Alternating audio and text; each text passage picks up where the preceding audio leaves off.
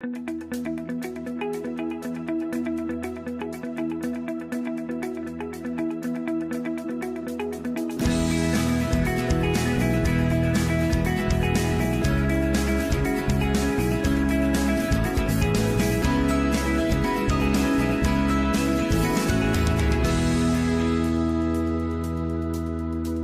many of us, we don't know much about farming and the type of work that's involved. Like, what are you doing in the winter? What are you doing in the spring? We are growing a large volume of storage vegetables to put in our root cellar to hand out to our members throughout the growing season. The winter tends to be calmer for the organization and for the farm, so that's something that's a little bit different just because we have like this very expanded version of the preservation and the education side. We have a lot more people to hire every season, so we have both the seasonal farm crew and we have seasonal instructors for our education programs. How do you think about what you're selling?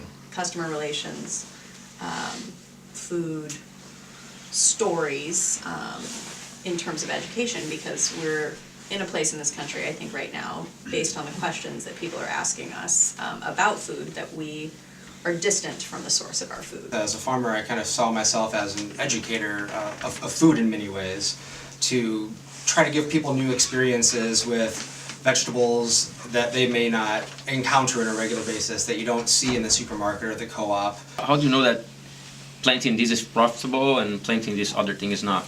As a grower, you can understand prices better when you say, well, that was time consuming. In terms of things like technology, I mean, does that go by agriculture and farming? This winter greens that Leighton was mentioning, 40 years ago people weren't growing salad in the wintertime in the Northeast. There have been moves to allow more latitude on privately conserved farmland, and we're seeing some of that in publicly conserved as well. If one director is responsible for farm and one is education, but there's actually things that happen between the two. Right. It's never been considered that one would be more of a managerial focus in managing people, and one is making decisions based on running the business. One of the big things is to become more integrated and become more of a team. As a farm, we don't really have a market beyond shelter-owned for selling our farm food. We've got letters from Thomas Jefferson and George Washington and really just all these amazing books, and there's got to be something here that could maybe scale using the web. A couple different angles to focus on.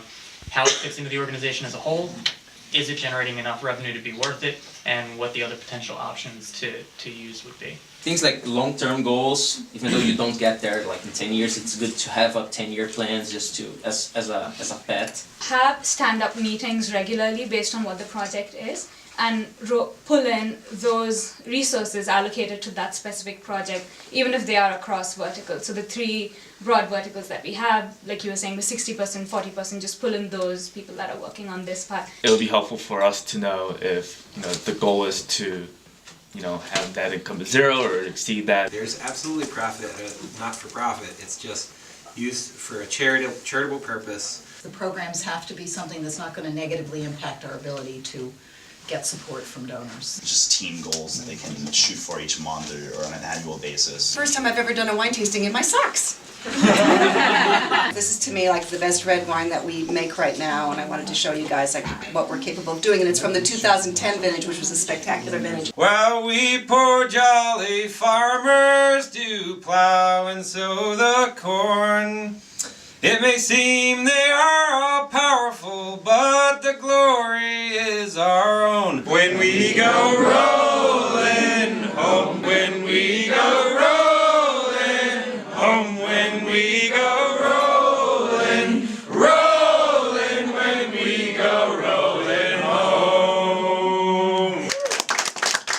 So gracious with sharing the history and sharing your challenges, and also sharing with us the opportunities that you have to grow and your vision for the future. And it's just been an amazing experience, and we really can't thank you enough.